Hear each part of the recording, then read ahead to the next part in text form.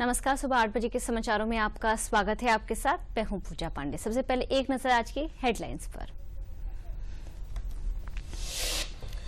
PM Modi ने महाराष्ट्र के जलगांव में लखपति दीदी सम्मेलन को संबोधित किया। कहा, महिलाओं के खिलाफ अत्याचार अक्षम्य पाप। महिला सुरक्षा को लेकर जहां भी लापरवाही हो, सबका हिसाब होना चाहिए।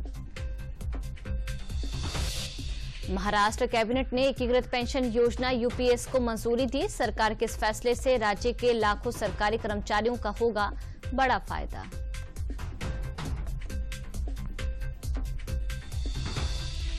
जम्मू कश्मीर विधानसभा चुनाव को लेकर आज जारी हो सकती है बीजेपी प्रत्याशियों की सूची। कल देर रात तक प्रधानमंत्री मोदी के नेतृत्व में चली समिति की बैठक।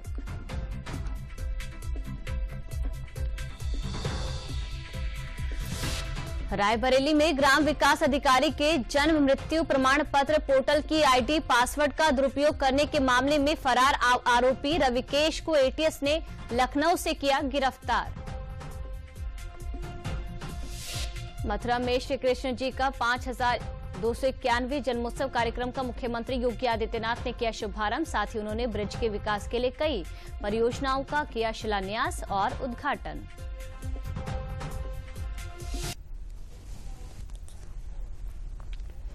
और अब समाचार विस्तार से। महाराष्ट्र के जलगांव में आयोजित हुआ लखपति दीदी सम्मेलन। प्रधानमंत्री ने जलगांव महाराष्ट्र में लखपति दीदी कार्यक्रम में भाग लिया। आर्थिक रूप से मजबूत होती महिलाएं स्वरोजगार की दिशा में तेजी से आगे बढ़ रही हैं। पीएम मोदी ने 11 लाख नई लखपति दीदियों को प्रमाण पत्र प्रदान किया और उन्हें सम्मानित किया, जो हाल ही में वर्तमान सरकार के तीसरे कार्यकाल के दौरान लखपति बनी है।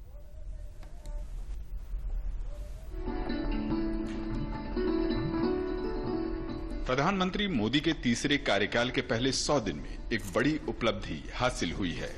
देश के लखपति दीदियों की संख्या में 11 लाख का इजाफा हुआ है।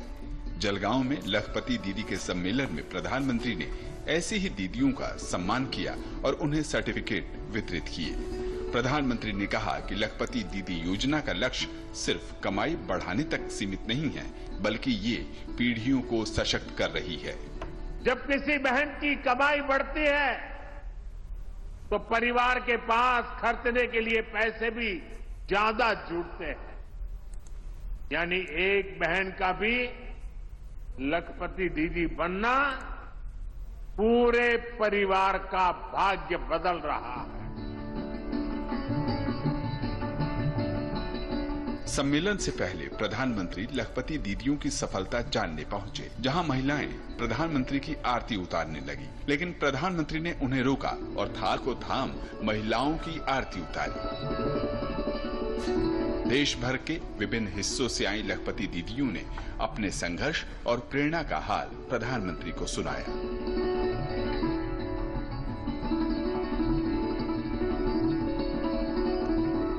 भारत दुनिया की तीसरी सबसे बड़ी आर्थिक ताकत बनने जा रहा है।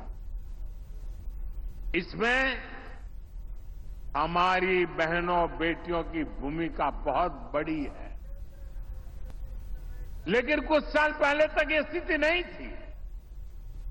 बहनें हर घर, हर परिवार की खुशहाली की गारंटी होती है, लेकिन महिलाओं को मदद मिले इसकी गारंटी लेने वाला कोई नहीं था। देश की करोड़ों बहनों के नाम पर कोई प्रॉपर्टी नहीं होती थी। अगर उन्हें बैंक से लोन लेना होता था तो उनको मिल ही नहीं सकता था। मैंने तय किया कि कुछ भी हो जाए, मेरे देश की माताओं, बहनों, बेटियों की हर मुश्किल को कम करके ही रहूंगा। साल 2014 तक जहां देश की सखी मंडलों को सिर्फ 25,000 करोड़ रुपए लोन मिलने का आंकड़ा है, तो वहीं बीते 10 साल में वो बढ़कर 9 लाख करोड़ रुपए का हो चुका है। स्वयं सहायता समूहों और सखी मंडलों को पशुपालन, कृषि, बैंक, ड्रोन पायलट जैसे कई कार्यक्रमों से जोड़ा जा रहा है। एक तराजू में एक तरफ 7 दशक और दूसरे तराजू में मोदी सरकार के 10 साल तराजू में रख लिए जाए।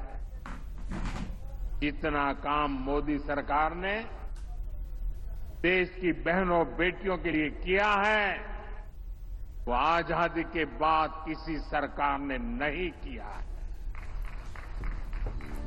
3 करोड़ लखपति दीदी बनाए जाने के नए लक्ष्य को हासिल करने की दिशा में प्रधानमंत्री ने जलगांव से 2500 करोड़ रुपए के कोष की शुरुआत की। साथ ही 5000 करोड़ रुपए के बैंक ऋण जारी किए। बैंक ऋण से 2,35,000 स्वयं सहायता समूहों के 25 लाख से ज्यादा सदस्यों को फायदा होगा।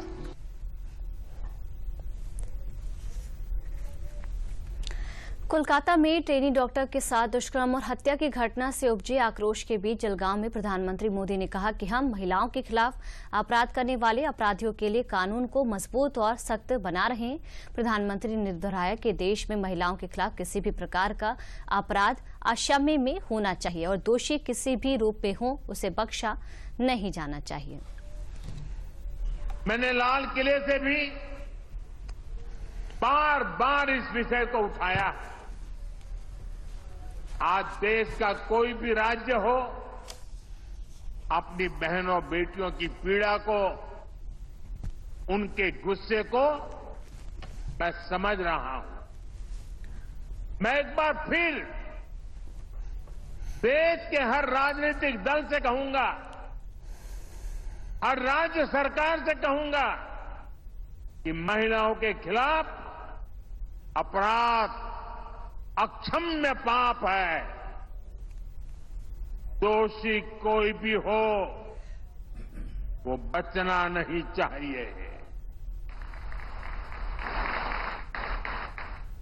उसको किसी भी रूप में मदद करने वाले बचने नहीं चाहिए।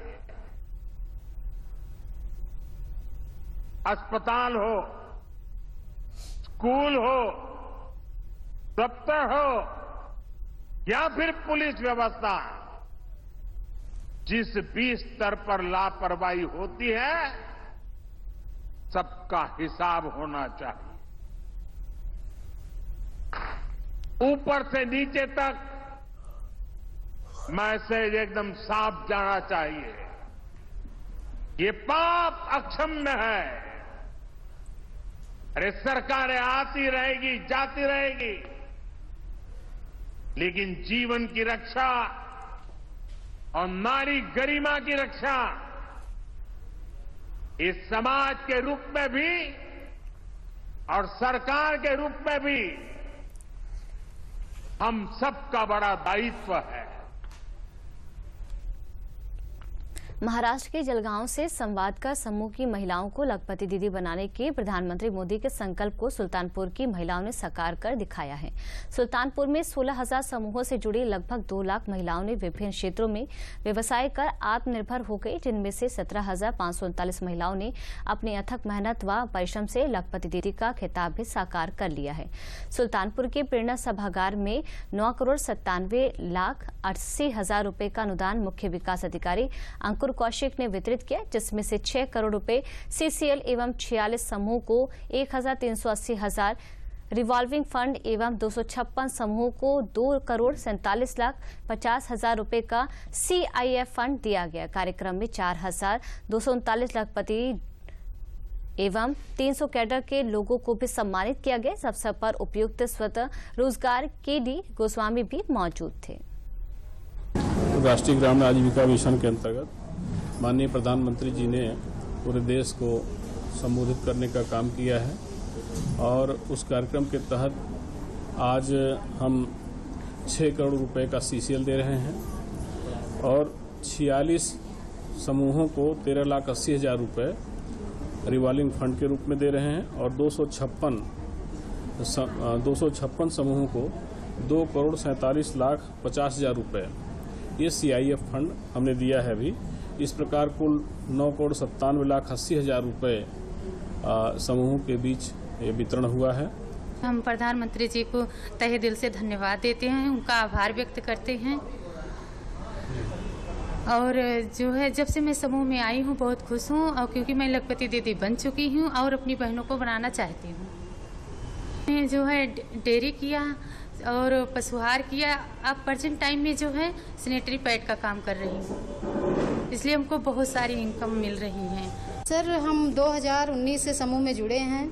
जब से समूह में जुड़े हैं हमारी आर्थिक स्थिति में काफ़ी सुधार आया, और जो पीएम मोदी जी का सपना है लखपति बनाने का, वो हम बन चुके हैं सर जी। लेकिन हमारी आर्थिक स्थिति पहले 2018 में बहुत ही खराब थी, क्योंकि घर का सदस्य मुखिया होता है पति की आर्थिक स्थिति हमारे बहुत खराब थी। उनका एक्सीडेंट हो गया था, पैर फ्रैक्चर हो गया था।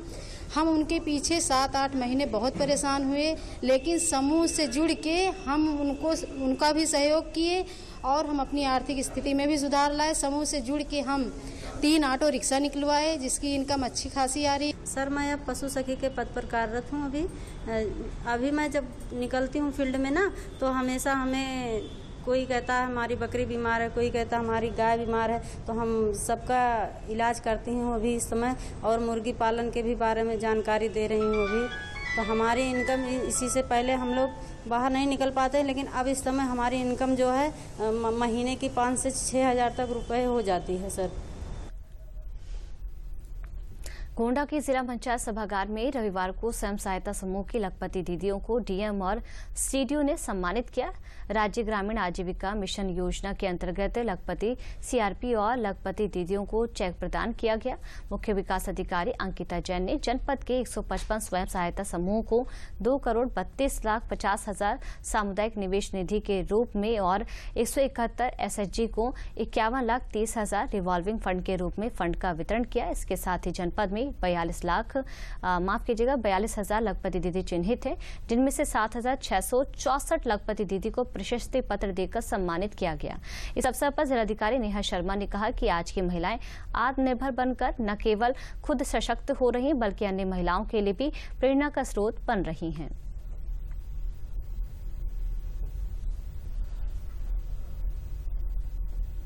तो आज पहचान, जब भी कोई माननीय मंत्री जी जिनका आगमन होता है, वो जरूर पहचानते हैं कि हाँ, अर्घा के बारे में हम लोगों ने सुना था। वो हमारे रूरल मंत्री जी का कहना है कि हम इसका स्टॉल वहां लगवाना चाहते हैं। बार बार ये बात आती है कि इसको बनारस में भी हम कहीं एग्जीबिशन में जगह देना चाहते हैं। आप में से काफी लोगों ने जब अयोध्या में राम उत्सव था, तो उस समय पर भी अपनी पहचान दिखाने का, आपको आपके हुनर दिखाने का एक मौका मिला था, और वहाँ भी कुछ स्टॉल्स वगैरह गए थे। तो समय समय पर ये पहचान जो है जिस तरह की प्राप्त कर रही है, मुझे आशा है, कई पूर्ण विश्वास है कि अर्घा ने जो गति पकड़ी है उसमें और सब प्रबंध होगा, और आपकी जो मेहनत है उसको चार चांद करेंगे।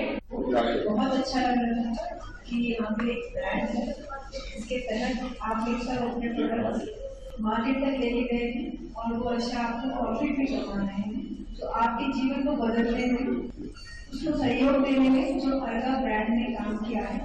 मैं आशा करती हूँ उसी तरह मैं भी कुछ काम कर सकूँ, आप लोगों का सहयोग कर सकूँ, आप लोगों के लिए कुछ काम कर सकूँ। और आपने अपने जीवन में किस प्रकार ये बदलाव आया है इस ब्रांड से, वो हमारे साथ शेयर किया, उसके लिए बहुत बहुत धन्यवाद। आशा करती हूँ कि इसका और विस्तार हो। महाराष्ट्र कैबिनेट में एकीकृत पेंशन योजना यूपीएस को मंजूरी दे दी है। सरकार के इस फैसले से राज्य के लाखों सरकारी कर्मचारियों को बड़ा फायदा होगा। मुंबई में सह्याद्री गेस्ट हाउस पर हुई कैबिनेट बैठक में राज्य सरकार ने इस फैसले की घोषणा की। ये निर्णय सरकार के वित्त विभाग के तहत लागू किया जाएगा।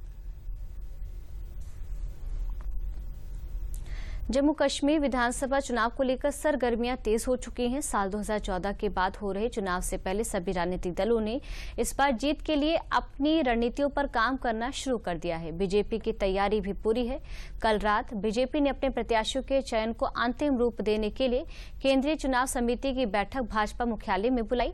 माना यह जा रहा है कि इस बैठक में प्रधानमंत्री मोदी, बीजेपी अध्यक्ष जेपी नड्डा और गृह मंत्री अमित शाह समेत चुनाव समिति के सभी सदस्यों की मौजूदगी में उम्मीदवारों के नाम पर अंतिम मुहर लगाई गई। समाचारों में रुकते एक छोटे से ब्रेक के लिए।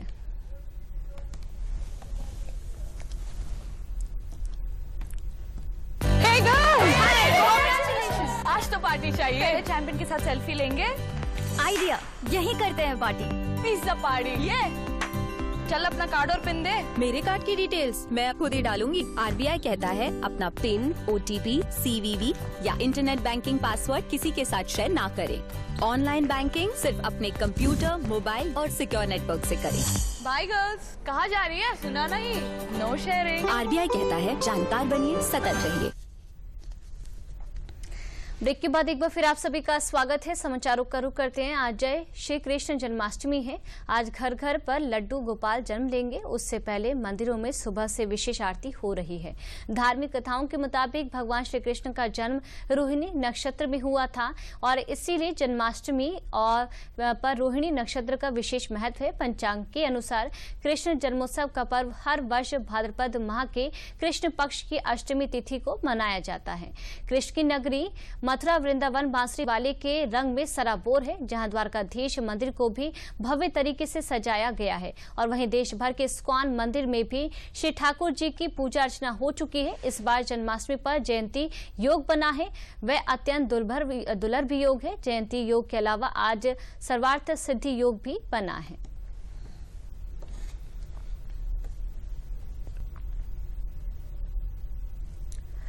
मथुरा में 5251वां श्री कृष्ण जन्माष्टमी महामहोत्सव के अवसर पर मुख्यमंत्री योगी आदित्यनाथ ने मथुरा के डैम्पियर नगर स्थित पांचजन्य प्रेक्षागृह का उद्घाटन किया। उत्तर प्रदेश ब्रिज तीर्थ विकास परिषद द्वारा बनवाए गए प्रेक्षागृह में लगभग 900 लोगों के बैठने का स्थान है और इसी के साथ पांचजन्य प्रेक्षागृह उद्घाटन के पश्चात मुख्यमंत्री ने एक विशालकाय गुब्बारा आकाश में छोड़कर श्री कृष्ण जी का 5291 जन्मोत्सव कार्यक्रम का शुभारंभ किया। इसके साथ ही सीएम योगी ने कई परियोजनाओं का लोकार्पण और शिलान्यास किया। मुख्यमंत्री ने कहा कि 7 वर्ष पहले यूपी की चर्चा गुंडागर्दी, दंगे, अराजकता, जवाहर बाग के कारण होती थी। आज यूपी की चर्चा रंगोत्सव, जन्मोत्सव, जन्माष्टमी से होती है। अब यूपी की चर्चा अयोध्या में 5 सदी के इंतजार को समाप्त कर रामलला के विराजमान और काशी के कायाकल्प, वैष्णो कुंभ, प्रयागराज कुंभ, तीर्थ धाम और विकास को लेकर चर्चा होती है।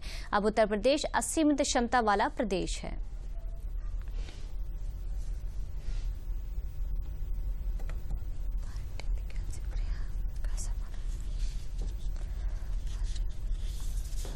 तीर्थ धामों के विकास के लिए जो कुछ किया जा रहा है वह उस रूप में होती है और विकास के रूप में भी आज उत्तर प्रदेश की चर्चा होती है।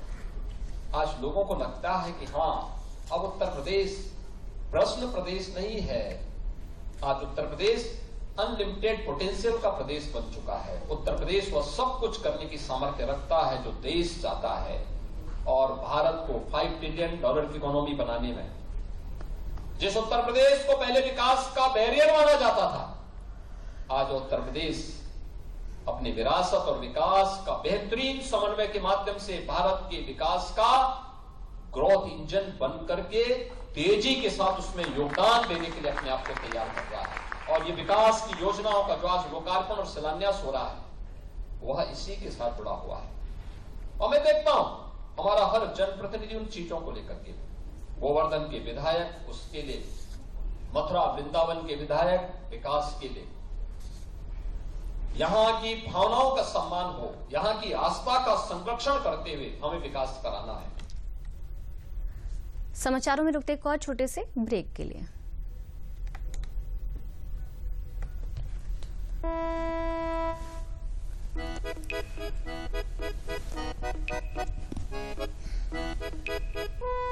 हर घर के खाने की शान, खुशबूदार बैद्यनाथ गाय का देसी घी, शुद्ध भी स्वादिष्ट भी। ब्रेक के बाद एक बार फिर आप सभी का स्वागत है। समाचारों का रुख करते हैं। रायबरेली में वीडियो यानी ग्राम विकास अधिकारी की आईडी से 19,184 फर्जी जन्म और मृत्यु प्रमाण पत्र बनाने के मामले में बड़ा खुलासा हुआ है। यूपी एटीएस ने रविवार को आरोपी रविकेश को राजधानी लखनऊ से गिरफ्तार किया। उसने पूछताछ में बताया देश भर में 4 लाख फर्जी जन्म प्रमाण पत्र बनाए गए हैं। इसके लिए सरकारी वेबसाइट की तर्ज पर 2 वेबसाइट्स बनाई और यूपी बिहार में गैंग तैयार कर ली गई। इस मामले में पहले ही 7 लोग गिरफ्तार किए जा चुके हैं, जबकि रविकेश फरार चल रहा था। रायबरेली पुलिस ने उस पर 25,000 रुपए का इनाम रखा था। गिरफ्तार अभियुक्त रविकेश पुत्र दिलीप लाल देव बिहार के दरभंगा जिले का रहने वाला है।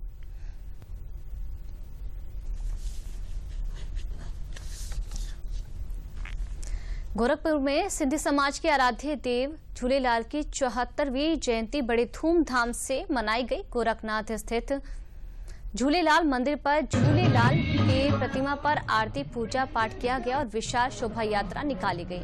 झूलेलाल महोत्सव के विशाल शोभा यात्रा में विभिन्न प्रकार की झांकियां शामिल हुई जो आकर्षण का केंद्र रही। शोभा यात्रा में आयो लाल झूलेलाल के नारों के साथ वातावरण भक्तिमय हो उठा।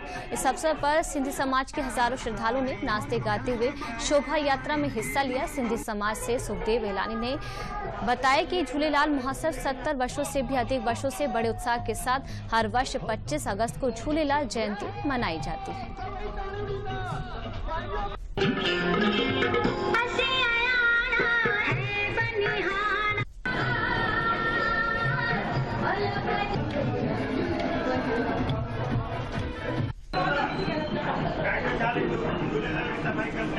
ये 70 सालों से परंपरा चली आ रही है और जो जुलूस निकलता है, भव्य जुलूस निकलता है। पहले झूलेलाल की एक झांकी निकलती थी, अब झूलेलाल जी की 7 झांकियां निकलती है और उसके साथ जो हमारे भारतवर्ष में जो भी घटना घटित होती है उसको हम लोग दर्शाने की कोशिश करते हैं। गोरखनाथ पीठ हर वर्ष आते हैं यहाँ, महाराज जी जो भी रहता है वो झंडी दिखाने आते हैं।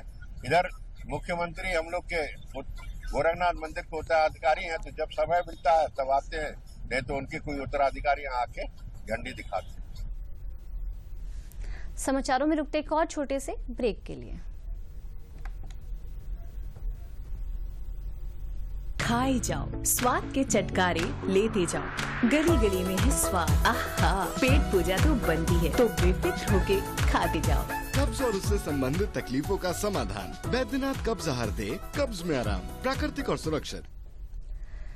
ब्रेक के बाद एक बार फिर आप सभी का स्वागत है। समाचारों का रुख करते हैं। प्रदेश सरकार के दिव्यांगजन एवं पिछड़ा वर्ग कल्याण मंत्री नरेंद्र कश्यप ने हापुड़ जनपद के गांव सरावनी में पौधारोपण किया। उन्होंने गांव सरावनी में ग्रामीणों की समस्याओं को भी सुना।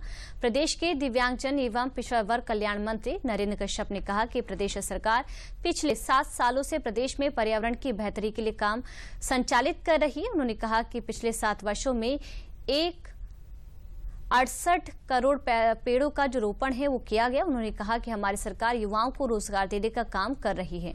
उन्होंने प्रदेश में 10 विधानसभा सीटों पर होने वाले उपचुनाव पर कहा कि भाजपा ने अपनी तैयारी शुरू कर दी है और सभी सीटों पर भाजपा को जीत मिलेगी।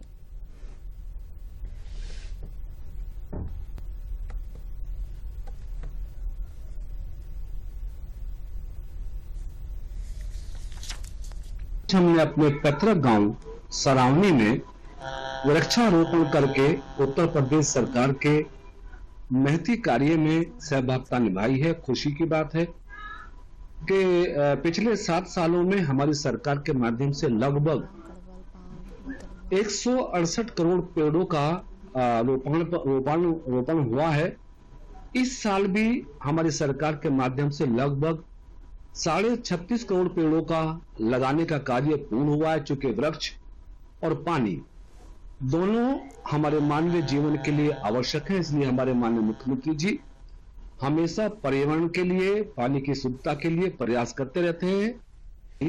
हम लोगों ने मुख्यमंत्री जी के उस कार्य में सहभागी होकर वृक्षारोपण का कार्य पूर्ण किया है।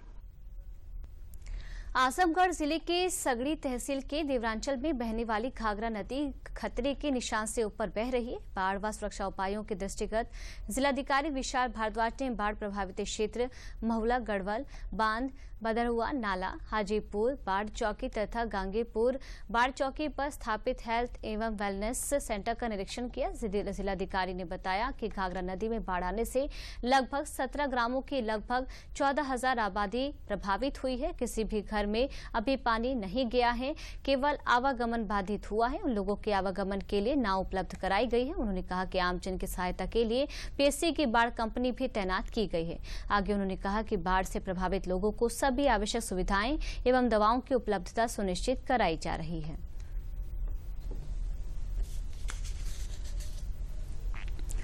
समाचारों में आगे बढ़ते इलाहाबाद हाई कोर्ट ने अपने महत्वपूर्ण फैसले में कहा है कि शोक जताने के लिए न्यायिक कार्य से विरत रहना अदालत का अवमानना माना जाएगा। हाई कोर्ट ने अपने आदेश में उत्तर प्रदेश के सभी जिला जजों को निर्देश दिया है कि हड़ताल या न्यायिक कार्य की जानकारी हाई कोर्ट के महानिबंधक को दी जाए ताकि उनके खिलाफ कार्रवाई की जा सके। यह आदेश न्यायमूर्ति अश्विनी कुमार मिश्रा तथा न्यायमूर्ति डॉक्टर गौतम चौधरी की खंडपीठ ने जिला अदालतों में होने वाली हड़ताल का जिला जज इलाहाबाद के पत्र संज्ञान लेकर यह आदेश दिया है।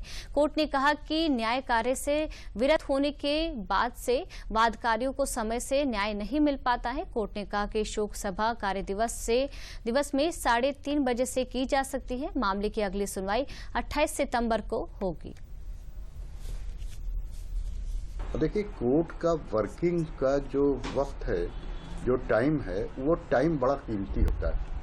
उसमें आदमी को, किसी भी आदमी को जो भी कर रहा है काम, वो उसको जो न्याय के लिए आया है उसकी न्याय का अगर किसी वजह से रुकावट पैदा होती है तो एक फ्रस्ट्रेशन पैदा होता है। ये चीज़ों का बैलेंस बनाना बहुत ज़रूरी है हमारे यहाँ कि एक तरफ न्याय की प्रक्रिया भी चालू रहे और साथ ही साथ किसी अगर कोई जेन्युइन ग्रीवांस है तो उसके ऊपर बात भी सुनी जा सके। ये दो चीजों के बीच में बैलेंस बनाना बहुत जरूरी है। भारत सरकार ने केंद्र सरकार के कर्मचारियों को वित्तीय सुरक्षा प्रदान करने के लिए एकीकृत पेंशन योजना शुरू की है। इस व्यापक योजना से 23 लाख से अधिक कर्मचारियों को लाभ होने की उम्मीद है और इसे सरकारी कर्मचारियों द्वारा व्यापक रूप से सराहा गया है, जिसमें प्रयागराज में रेलवे कर्मचारी भी शामिल हैं, जिन्होंने दूरदर्शन के साथ चर्चा के दौरान अपना आभार व्यक्त किया। यूपीएस लागू करने का केंद्र सरकार का निर्णय अपने कर्मचारियों के लिए आरामदायक सेवानिवृत्ति सुनिश्चित करने की दिशा में एक महत्वपूर्ण कदम है। इस मौके पर मुख्य जनसंपर्क अधिकारी उत्तर मध्य रेलवे शशिकांत त्रिपाठी ने कहा कि सरकार के इस निर्णय का हम सभी स्वागत करते हैं और आज कर्मचारी अपने आप को एक मजबूत स्थिति में देख रहा है। नाम से कोई विशेष फर्क नहीं पड़ता। सरकार ने जो यूपीएस के नाम से, यूनिफाइड पेंशन स्कीम के नाम से जो कल पुरानी पेंशन स्कीम के प्रावधानों को लागू किया है, वो खुशी की बात है। हम सब लोग उसका अभिनंदन करते हैं। ये बहुत ही फायदेमंद रहा है। अभी भी हम लोगों की जो मुख्य मांग है ओपीएस, भारत सरकार ओपीएस के रूप में 100% इसको नहीं दिया है। हम आगे इसके लिए सरकार से मांग करेंगे कि पूर्णतः ओपीएस के रूप में इसको बदला जाए। लेकिन जो अभी ये किए हैं, ये निश्चित रूप से कर्मचारियों के हित में बहुत ही अच्छा भारत सरकार निर्णय लिया है और हम इससे प्रसन्नचित हैं, हम इससे खुश हैं।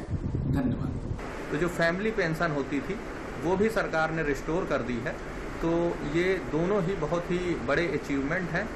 सभी केंद्र सरकार के कर्मचारियों के लिए बहुत अच्छी सुविधा है और बहुत अच्छी एक राहत भरी खबर है।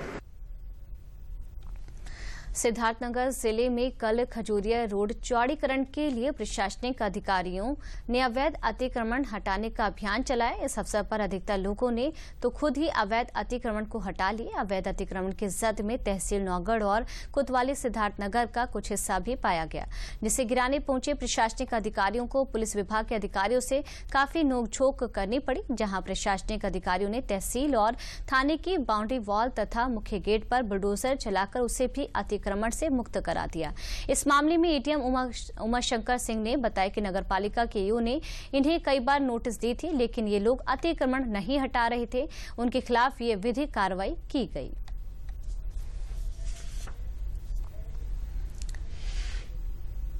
और अंत में एक नजर आज की हेडलाइंस पर। प्रधानमंत्री मोदी ने महाराष्ट्र के जलगांव में लखपति दीदी सम्मेलन को संबोधित किया। उन्होंने कहा कि महिलाओं के खिलाफ अत्याचार अक्षम्य पाप, महिला सुरक्षा को लेकर जहां भी लापरवाही हो सबका हिसाब होना चाहिए। महाराष्ट्र कैबिनेट ने एकीकृत पेंशन योजना यूपीएस को मंजूरी दी। सरकार के इस फैसले से राज्य के लाखों सरकारी कर्मचारियों को होगा बड़ा फायदा।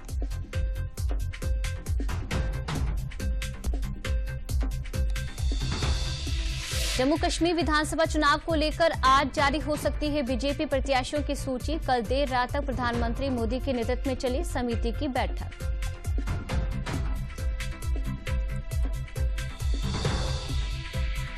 रायबरेली में ग्राम विकास अधिकारी के जन्म मृत्यु प्रमाण पत्र पोर्टल की आईडी पासवर्ड का दुरुपयोग करने के मामले में फरार आरोपी रविकेश को एटीएस ने लखनऊ से किया गिरफ्तार। मथुरा में श्री कृष्ण जी का 5251वें जन्मोत्सव कार्यक्रम का मुख्यमंत्री योगी आदित्यनाथ ने किया शुभारंभ। साथ ही उन्होंने ब्रिज के विकास के लिए कई परियोजनाओं का किया शिलान्यास और उद्घाटन। समाचारों में मेरा फिलहाल के लिए इतना ही। नमस्कार।